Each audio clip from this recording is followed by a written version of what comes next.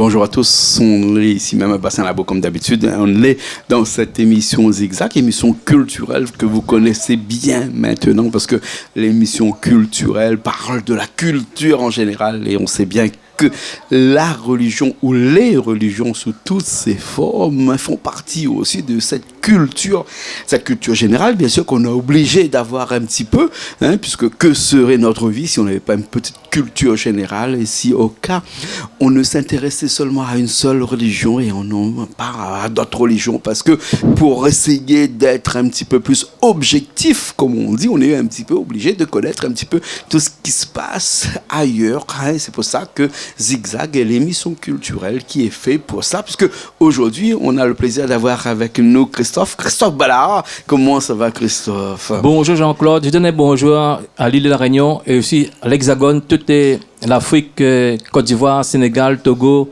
tous les pays francophones que nous suivons, parce que maintenant ils suivent sur TikTok aussi. Parce qu'on est dans presque tous les pays francophones, dans tout l'océan Indien, bien entendu, Madagascar en priorité, parce que Madagascar, on est vraiment très regardé. Là-bas en France, chaîne 410, en Martinique, en Guadeloupe, en Guyane, en Tahiti, Saint-Pierre-et-Miquelon, Wallis-et-Futuna, Monaco, enfin bref, beaucoup d'endroits. Jésus sauve encore sur ton t-shirt aujourd'hui, parce que à chaque fois que tu viens ici, tu as un t-shirt différent, toi. Oui. Jésus sauve encore aujourd'hui. Mais aujourd'hui, on va parler d'un sujet très important. On va parler de ce qu'on appelle les critiques. Les critiques. On dit toujours que les critiques font avancer. Et que s'il n'y avait pas de critique, les gens, ils se comblaient dans ce qu'ils faisaient. Alors qu'on sait bien que ce qu'on fait, quelquefois c'est bien, quelquefois c'est moins bien. Et donc quand on a des critiques, il faut les prendre comme ça. Est-ce que les critiques, Christophe, est quelque chose qui fait partie d'une culture religieuse? Ah ben oui, parce que sans critique, nous n'avance pas. Après, on a des critiques positives. Après, il y a aussi les pics, et veut dire, en créole, veut dire des foutons. Un pic. Les pics. Voilà, tu comme ça. Là, un pic, là. Parce qu'il y a fois... Un fouton. Et fouton, la fois, les gens qui tuent des foutons, mais il ne faut pas faire un compte. On fait un compte pour porter des victoires sur les critiques, c'est la tranquillité, parce que dans Ésaïe 30, verset 15, c'est dans la tranquillité, c'est dans le calme et la confiance sera votre force. Je veux dire ça, laisse les gens parler. Toi qui restes dans le calme, c'est pas rendre le mal pour le mal. Voilà. C'est ça qui fait la force. Mais lorsque quelqu'un critique ou t'envoie un pic, comme tu dis, c'est vrai que des fois, il faut faire comme l'Ancien Testament, quand on te donne une claque sur la joue droite, tu te tends la joue gauche. Mais quelquefois, ces critiques-là te permettent aussi d'avancer, te permet même si tu le dis pas devant cette personne-là, mais inconsciemment, après, tu te dis que, peut-être que je vais essayer de m'arranger un petit peu pour éviter d'avoir ce genre de critique-là la prochaine fois. Lorsqu'on te critique une fois, tu évites qu'on te critique une deuxième fois. Voilà. Donc c'est pour ça que les critiques sont bien aussi quelque part. Mais il n'y a pas que des bonnes critiques, il y a aussi des critiques qui sont destructeurs. Voilà. Quand on te critique, non pas avec toi, mais quand on te critique avec d'autres personnes ailleurs, tu n'es pas là, donc tu ne sais pas. Donc ça ne te rend pas service quelque part. Ça, c'est ce qu'on appelle les critiques qui ne te font pas avancer, les critiques destructeurs. Il y en a beaucoup. Actuellement, avec le système des réseaux sociaux, on en voit beaucoup. Que dit la Bible? Que dit Jésus là-dedans?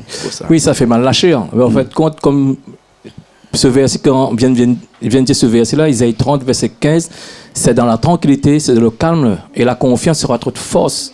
Mais toute force sera toujours dans le calme. Si tu vas commencer d'aller de combattre ces personnes, fait comme dans la Bible dit ça, on va ressembler à ces personnes-là. En tout cas, on ne répond pas.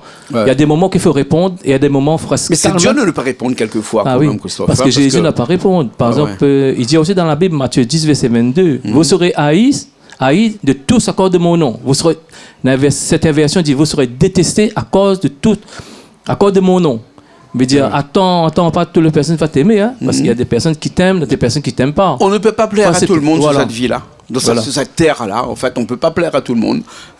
On peut plaire à quelques personnes, et puis il y a d'autres personnes qui te critiquent même quand ils ne te connaissent pas. Ça, c'est vraiment... ça fait mal, Non, mais ça fait partie de cette nouvelle gymnastique que font certains nombres de personnes. C'est-à-dire, ils te critiquent, mais ils ne te connaissent pas. Ils te disent, t'es bouclé, il y a une forme, ça. À moi, combien de fois finir moi? Et puis, mais moi, ça me fait avancer, ne vous inquiétez pas. Mais en fait, ils connaissent pas les gens. Ils se permettent de critiquer parce qu'ils ont un canal ouvert pour ça. Le canal ouvert, c'est généralement sous couvert de l'anonymat. Parce que quelqu'un qui vient devant moi et qui me critique, Christophe, je suis d'accord, je suis content avec lui. Parce que je dis, au moins, je vais me corriger la prochaine fois. Mais celui qui te critique via des réseaux sociaux, via un écran, via un Facebook fake, comme on dit ça, c'est-à-dire que tu vois des Facebook dans lesquels il y a un petit chat seulement en haut. Moi, généralement, j'ai pas d'amis comme ça. Mais bon, je sais pas comment ils font. La plupart, ils arrivent à communiquer avec nous encore. Mais il n'y a pas que moi, avec tout le monde.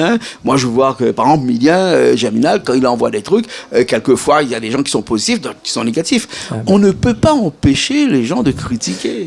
Mais dans la Bible, il dit dans Luc 6, verset 26, malheur à vous lorsque tous les hommes diront du bien de vous. Ah, c'est pas bon aussi que l'on dit du bien. Voilà. Je suis content alors. Mais continuez alors, ça me fera du bien que vous me dites de mal. Par exemple, je donne un exemple. Hors de notre débat avec Pasteur Kunda, quelqu'un a téléphoné Freedom, a dit de ne pas me suivre. Ouais. C'était une grâce lorsqu'il dit ça. Mais pas me... Même si vous ne me suivez pas, suivez Jésus. Parce que Jésus dit, parce que on prend Jean 10, verset 20. Ce verset nous dit comme ça, et plusieurs d'entre eux disaient, il a un démon, il est fou, pourquoi l'écoutez-vous? Ils ont dit Jésus a un démon, il est fou, pourquoi l'écoutez-vous? S'il a dit Jésus, il est fou, il a un démon, nous qui suivons, nous? Bien sûr. Voilà. Pour revenir à ce débat avec le pasteur Steve Kunda qui était là tout à l'heure, vous êtes bien amis tous les deux. Alors, vous êtes comme les politiciens sur scène ici, devant la télé, vous vous battez et juste là derrière, vous vous embrassez. Steve Kunda était là, il vient de partir là. Il n'y a pas de problème avec le pasteur Steve Kunda. On rassure tout le monde que Christophe et le pasteur Steve Kunda s'entendent très bien, mais vraiment très bien. Exactement comme Jean-Paul Virapoulet et Jacques Vergès dans le temps. Ils se battaient sur scène et puis à l'arrière, ils allaient manger au restaurant ensemble. Mais eux, ils sont pareils aussi, tous les deux. Ah oui. Pasteur Steve Kunda, c'est un homme qui est merveilleux. Sauf qu'il est beaucoup dans l'agressivité parce que c'est sa vie qui fait comme ça. Parce qu'il avait eu une vie quand même assez marquée. Il a été marqué de la vie. Donc, lorsqu'il s'exprime, il s'exprime un petit peu avec un langage très soutenu, alors que toi, tu es un petit peu moins soutenu. Et le fait que toi, tu n'es pas bilingue, tu es plus créole que français, donc ça gêne un petit peu les personnes et ça gêne un petit peu dans l'explication. Moi, j'étais là en train d'essayer de trouver un juste milieu entre les deux, mais Pasteur Kunda, lui, il avance, il donne. Lui, à un moment donné, il faut être bon pour le stopper.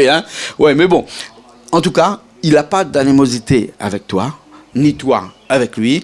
Et, Scoop, vous allez refaire ça très prochainement. On va parler de l'argent très prochainement, tous les deux, ensemble, en dualité tous les deux. C'est un retour, parce que lui, il prêche l'argent. Moi, je prêche la libéralité.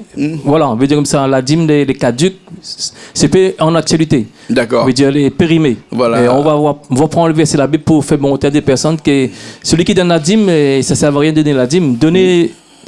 La dîme, on rappelle, c'est donner de l'argent à l'église pour faire avancer l'église. Dîme, c'est 10% de son salaire pour donner à l'église. Ça, toi, tu n'es pas d'accord du tout pas avec ça. Pas d'accord. C'est juste les offrandes des Corinthiens 9, verset 7, que chacun donne comme un résolu en son cœur, son tristesse, nos contraintes, car Dieu aime s'il donne avec joie. En fait, si tu es un homme de Dieu, Dieu va toucher les personnes pour donner de l'argent. C'est pas nous d'imposer des personnes pour donner la dîme, c'est caduc. Comme ça, on a presque préparé l'émission tout à l'heure là, pour la prochaine fois avec le pasteur et il te disait attention pour le débat. C'est soit chaud parce que lui il aime l'argent. Oui. Lui il aime l'argent. Il est franc. Lui il te dit pas, il raconte pas des histoires. Il aime l'argent. Et toi, de l'autre côté, tu es un petit peu moins souverain là-dessus et tu vas essayer de t'expliquer là-dessus pourquoi il faut prendre l'argent avec modération. Mais ça va être le sujet. On va passer à un autre sujet. Juste pour te répondre à ça, parce que lui, peut-être, il est né en France. C'est un Africain, moi, je suis rayonné. Il parle très bien français parce que c'était quelqu'un qui a grandi en France. Moi, je suis un rayonné. Je parle toujours bilingue, créole. La Réunion, en fait, compte, c'est pas parce que tu parles très bien que les gens seront touchés. En fait, c'est le Saint-Esprit qui fait le travail. Voilà. Bien sûr. Et c'est toujours bilingue. Et déjà, les personnes de Côte d'Ivoire, ils comprennent pas ce que j'ai dit, hein, disons. Hein. Voilà, situation en bilingue. Tu parles un petit peu en français, un petit peu en créole, mais comme c'est en bilingue. C'est en bilingue. Christophe, on arrive à la moitié de cette émission. On va passer à un autre sujet, si tu veux bien, hein, mais qui sera de toute façon intrinsèquement lié, tout ça, tout va être lié. Hein. On va parler d'un sujet qui est important. On va parler de la prière. Hein. Voilà. On va parler pourquoi quelquefois on prie, on est exaucé, et quelquefois on prie et on n'est pas exaucé. Est-ce qu'il faut prier le jour ou est-ce qu'il faut prier la nuit? Est-ce qu'il faut prier dans une église ou est-ce qu'il faut prier à la maison? Est-ce qu'il faut prier avec des personnes ou bien il faut prier seul? Tout ça, on va en parler tout de suite. Déjà, prier, c'est quoi? La prière, c'est adresser des requêtes au Seigneur. Hein? C'est pas... Parce que déjà quand Jésus était là, il y a 2000 ans, hein, et c'est l'église primitive, hein, veut dire, les disciples demandaient à Jésus comment il faut prier. Hein. Oui. On prend Matthieu 6, verset 9, Luc 11. Voici qu'on prie notre Père qui est dans le ciel. Veut dire, on perd ça vertical. Hein. Après, on a même le Père qui est dans le ciel prie. Non. Parce que ça, on appelle ça vertical. Ah ouais, donc ça remonte directement vers Dieu. Après, l'autre, c'est comment? Vertical, horizontal. Oui, parce qu'on prie des fois Marie, hein, on prie Jésus. On peut prier aussi, il y a des gens qui prient Saint Maxime, Saint Joseph, il y a des saints. On peut prier aussi. Ça, en fait, quand c'est des enseignements un peu délicats, mais pour moi, c'est pas délicat parce que souvent... C'est une prière indirecte, en fait. En fait, quand je vais t'expliquer, parce que s'il y a un catholique, là, sera mieux pour moi. En fait, quand nous suivons...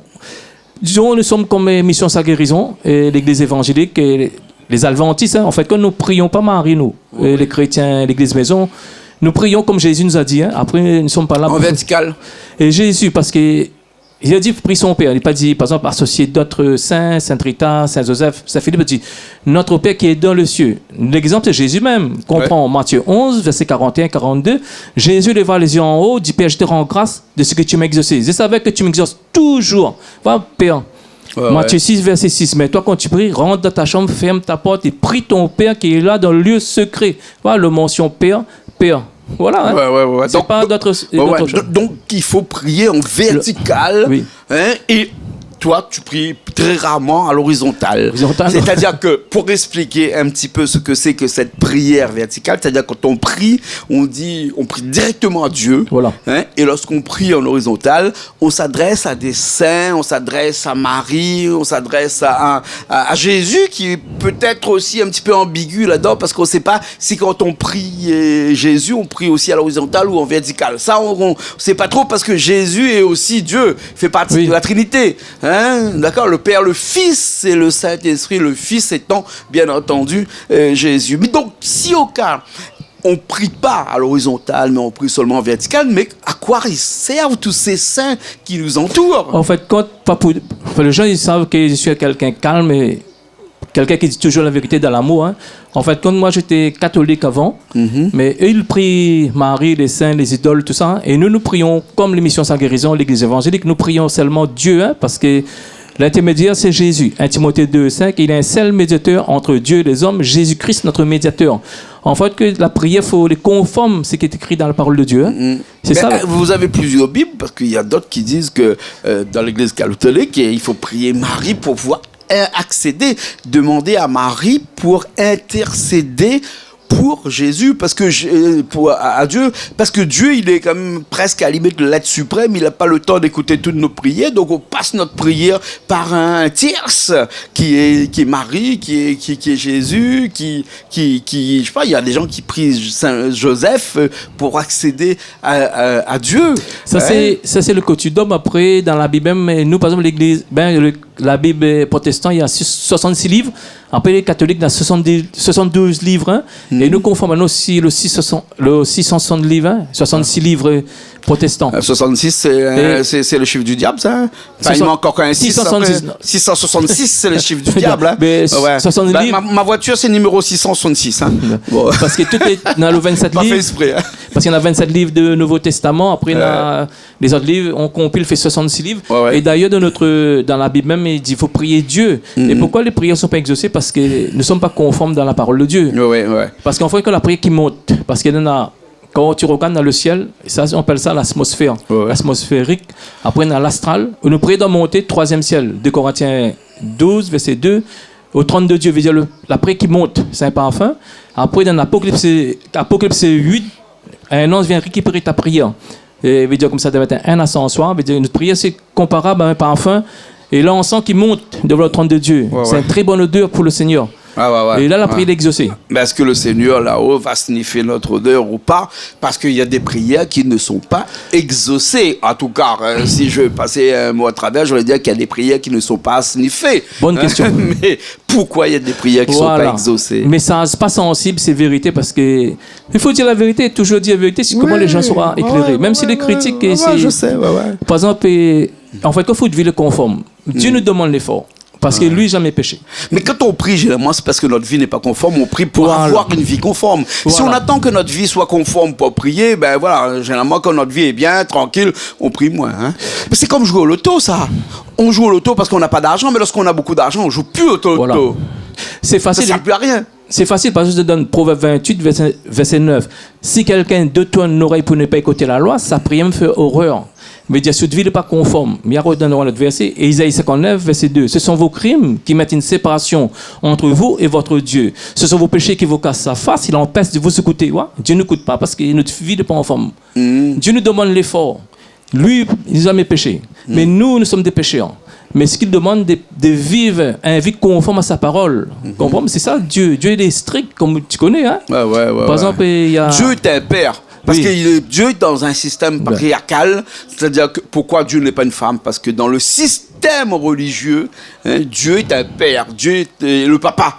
C'est le système patriarcal qu'on appelle. Et d'ailleurs, ça existe dans beaucoup. Avant, maintenant, ça commence à changer un petit peu parce que maintenant, il y a beaucoup de femmes qui ont pris du pouvoir et donc du coup, on est dans un système souvent matriarcal. Il y a par exemple, Sainte-Marie, par exemple, la mère, c'est une femme, donc la mairie est sous forme matriarcale aujourd'hui parce que c'est une femme. Je me trompe peut-être là-dedans quand j'explique ça, mais en fait, il faut bien savoir qu'au départ, lorsque Dieu a été créé à l'image des hommes et que les hommes ont imaginé Dieu, parce que Dieu n'a pas d'image généralement, eh bien, ils ont mis Dieu sous forme d'un homme.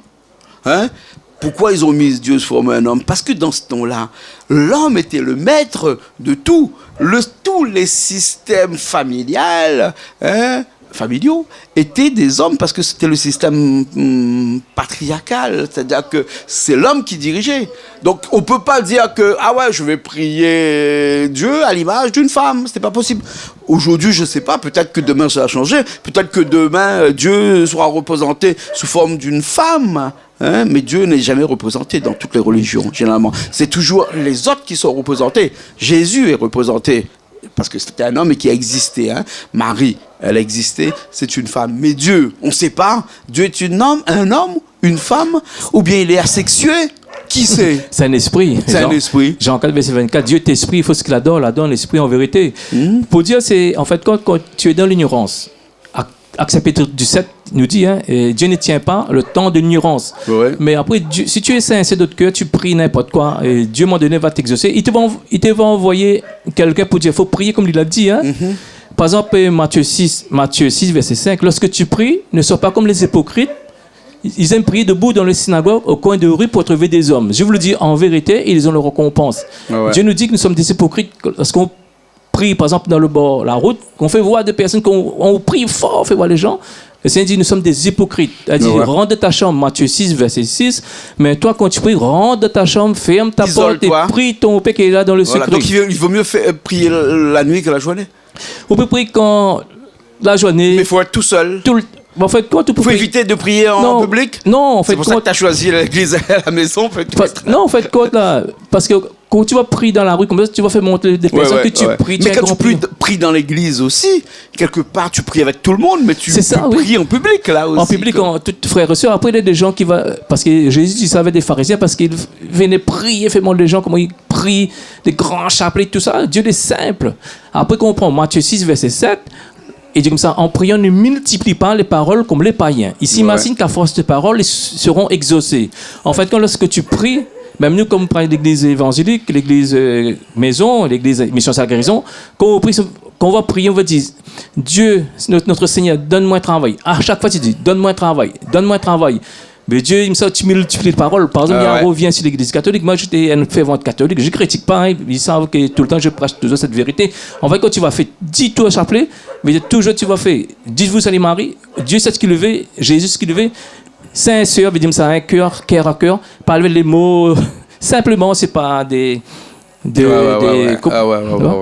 Quand on prie généralement, voilà, Christophe, on prie pour demander quelque chose généralement, hein, parce qu'une prière c'est une demande. Hein.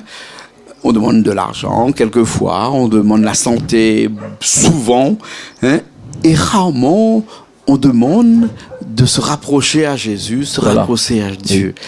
Pourquoi les gens sont aussi matériels que ça? Pour répondre Pour te répondre là, je vais te dire, parce qu'en fait, quand Dieu n'est pas dans les méthodes. Même il y a des gens qui vont sortir la réunion, il va à Jérusalem, dans le lamentation, ils vont prendre le bout de papier, ils vont le mettre dans le milieu. Hein. Mais tout ça, Dieu est cœur à cœur. C'est un cœur à cœur, c'est pas des méthodes. Après la prière, je redonne ce verset, Jean 9, verset 31. Nous savons que Dieu n'exauce pas le pécheur. Mais qu'en revanche, si quelqu'un l'honore, il fait sa volonté, il l'exauce. Et en fait, dernière fois, j'ai trouvé une femme avec son mari, hein, et rencontre aussi, c'est rare, hein? Le mari dit que sa femme ne veut pas marier avec lui. La femme ne veut pas. Hein? Après, il me dit, madame, ben là, si tu ne veux pas marier, maintenant tu es au courant, lorsque tu vas prier, Dieu n'exaucera pas de prière, parce que Dieu veut que tu vas te marier. Le mariage, c'est pas simplement aller devant un prêtre. Si tu ne veux pas dépenser de l'argent, tu vas à la mairie des témoins, c'est bon. Oui. Ton vie en règle, voilà. Là, ta prière sera exaucée. Bien sûr, on n'a pas besoin de se marier religieusement. Alors. Non, c'est à la mairie des témoins, c'est bon, tu es marié. Voilà. Et le vrai. D'accord. Après, pour revenir au, c'est ce que tu viens de dire là. En fait, la prière, le vrai prière, c'est prier pour les nations, prier pour les frères et sœurs dans le monde entier, pour les rois, veut dire les présidents.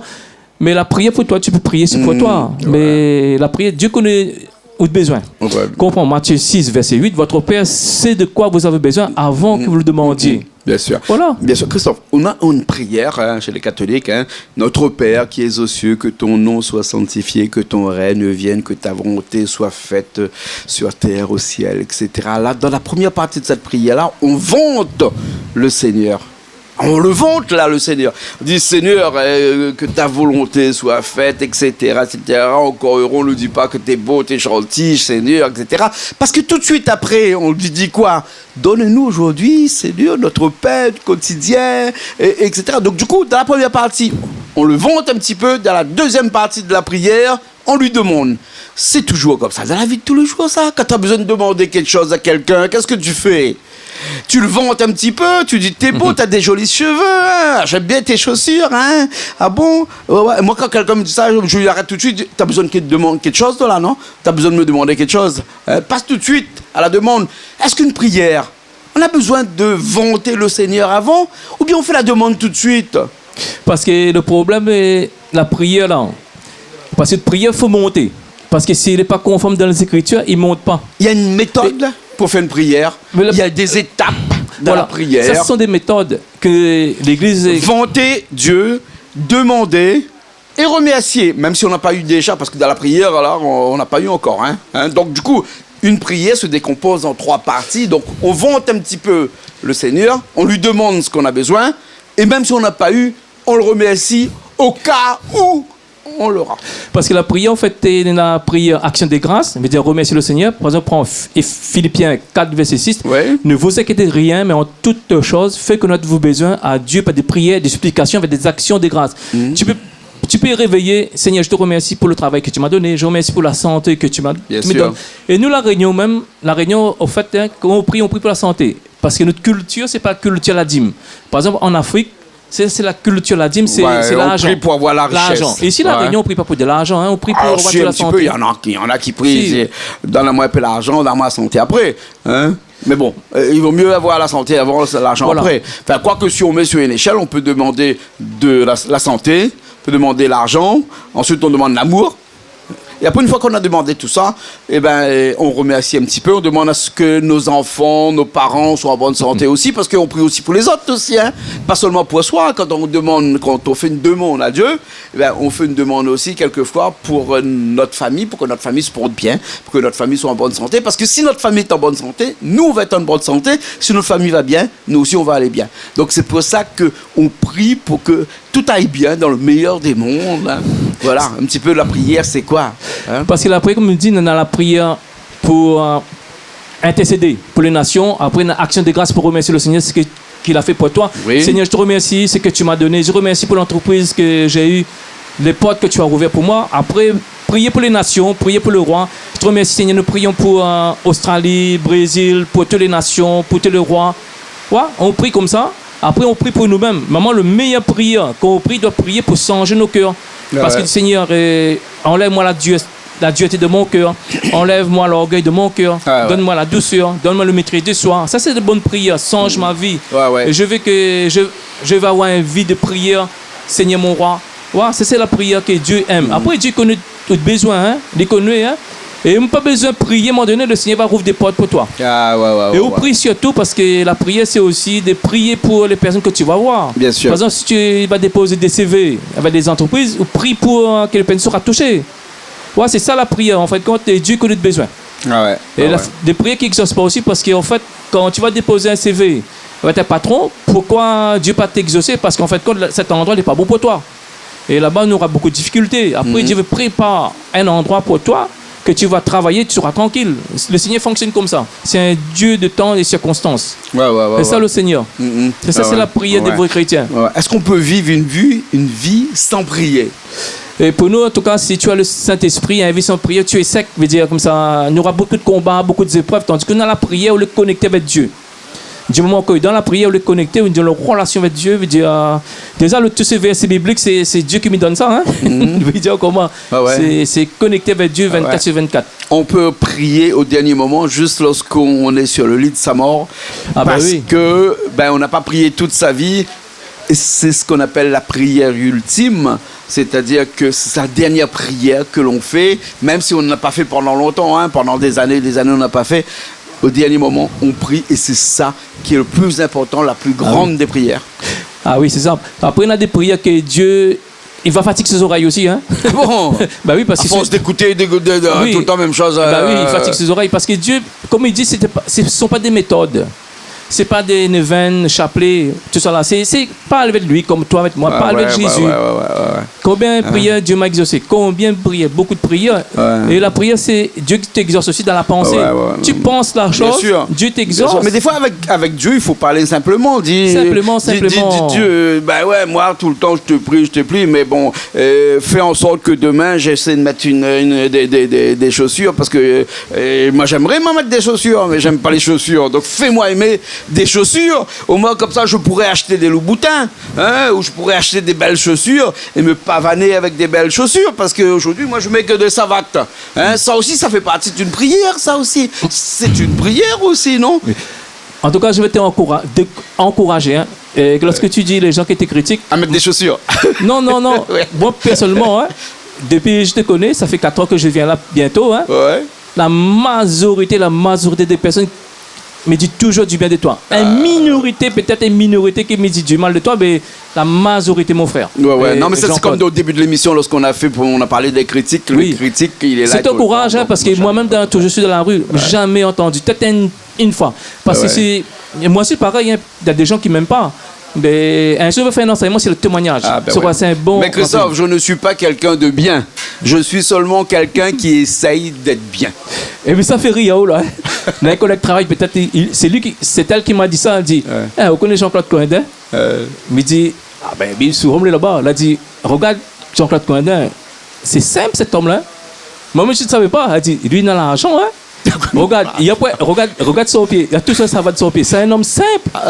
Moi, t'es choqué qu'il m'a dit ça, Il m'a un nom incarné, donc c'est pour qu'il ne pas mettre souliers. Pas vraiment bien, moi. Non, la simplicité, c'est mieux. Mais elle pas là pour plaire aux hommes, hein, mais exactement comme vous. Mais là pour plaire à Dieu. Hein? Et les hommes, là, hein, c'est sûr que quelquefois, il faut plaire aux hommes aussi. Mais c'est secondaire. C'est pas mon leitmotiv. Je suis pas là pour aller plaire à quelqu'un en disant que je m'habille bien, donc que je suis bien sapé, que les gens vont me regarder sur la route. Moi, j'ai pas besoin de ça. Moi, s'ils me regardent, tant mieux. S'ils me regardent pour me poser une question, me dire ça va bien, monsieur Jean-Claude, machin, vous êtes en bonne santé, il m'a dit oui. Hein, mais on posait la question, est-ce que vous êtes en bonne santé aussi? Parce que quand quelqu'un demande à où vous êtes en bonne santé, tout de suite aussi, il faut lui demander si lui ou elle aussi est en bonne santé. Parce que la santé est importante. Mais ça pas demander à dire, oui, mais où, combien d'argent me l'a dans votre poche? Ou vous voulez savoir combien me l'a dans mon poche? Vraiment, hein, vraiment. Et donc, toutes ces prières que l'on fait, là, Christophe, toutes ces prières que tous les jours, hein, on l'adresse directement, que ce soit en vertical ou à l'horizontale, eh bien, ces prières-là, ça fait pour qu'on soit meilleur demain. Ah oui. C'est là pour nous élever vers la splendeur de Jésus-Christ, pour la splendeur de Dieu, faire en sorte que demain, eh ben, on ne sait pas. Hein, on sait en tout cas une chose, c'est que demain on ne sera plus là. Mais quand on ne sera plus là, peut-être que là où on sera un petit peu mieux accueilli que si on n'était pas croyant et qu'on ne priait pas. Ah voilà. Parce qu'en fait, quand la prière, c'est un parfum, hein, parce que quand on est dans la sanctification, hein, ça, que tu vives droit, c'est un parfum. Et comparer un parfum à l'encens.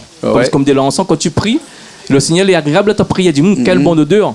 Si tu vis dans le péché volontaire, en fait, quand c'est pas agréable.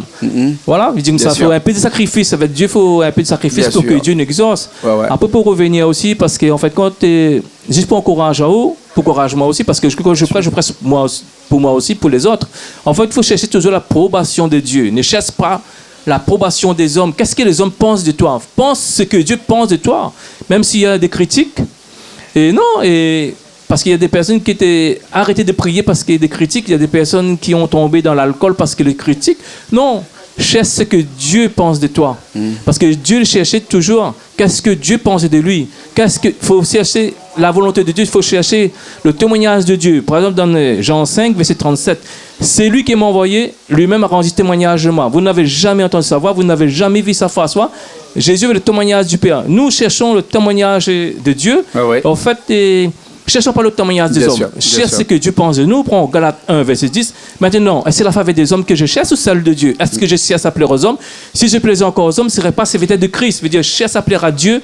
Et Dieu, dans ta prière, lorsque tu adresses à lui, c'est lui qui va rouvrir des portes pour toi. Et tu seras surpris ce qu'il va faire pour toi. Bien sûr. En tout cas, on va arrêter là. Voilà. Hein, on finira seulement là-dessus en disant que si la prière est une odeur et qu'elle émane à Dieu directement, on espère qu'il y a aussi un petit peu de parfum qui va émaner sur cette terre-là pour rendre les hommes un petit peu meilleurs autour de nous. Hein? 10 derniers versets pour faire, prendre Marc 11, verset 20, Jean 16, verset 24. Jusqu'à présent, vous n'avez rien demandé en mon nom, demandez et vous recevrez afin que votre joie soit parfaite. Marc 11, verset 24. Tout ce que vous demandez en priant, croyez que vous l'avez reçu et vous le verrez s'accomplir. Matthieu 21, verset 22. Tout ce que vous demandez avec foi, tout ce que vous demandez avec foi, vous le recevrez. Ouais, Dieu, okay. Hébreux 6, verset 18, il est impossible que Dieu m'en veut dire. Tout ce que tu demandes Dieu, il va t'exaucer. D'accord. Voilà. En tout cas, priez, priez. Et ensuite, n'attendez pas de toute façon, parce que c'est lorsqu'on n'attend pas que tout arrive.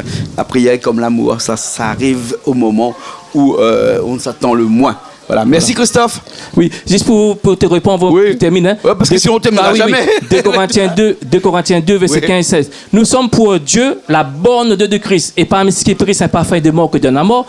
Pour les autres, un parfum de vie qui donne la vie. Veut dire le parfum, très bonne odeur pour le Seigneur, parce que en fait, quand la nourriture de Dieu, c'est la prière. Bien sûr. Voilà, sois béni, amen, alléluia. Les bons. Merci beaucoup, Christophe. Jésus-Christ sauve encore. Voilà. C'est ton t-shirt. Richard nous fait un gros plan sur. Voilà, écarte un peu les bras. Voilà, Jésus-Christ sauve encore. Hein. Merci à celui qui t'a fait ton t-shirt aussi, parce que tous les mois, toujours avec un nouveau t-shirt. Merci à Richard, bien entendu, qui était à la technique encore aujourd'hui avec nous. Que nos prières, que tes prières, que la prière de tout le monde soit entendue. C'est le vœu le plus sincère qu'on aimerait ce soir faire passer à tout le monde ici. Merci, nous on se retrouve la semaine prochaine dans de nouvelles émissions Zigzag, émissions culturelles, bien entendu, toujours sur Canal Austral.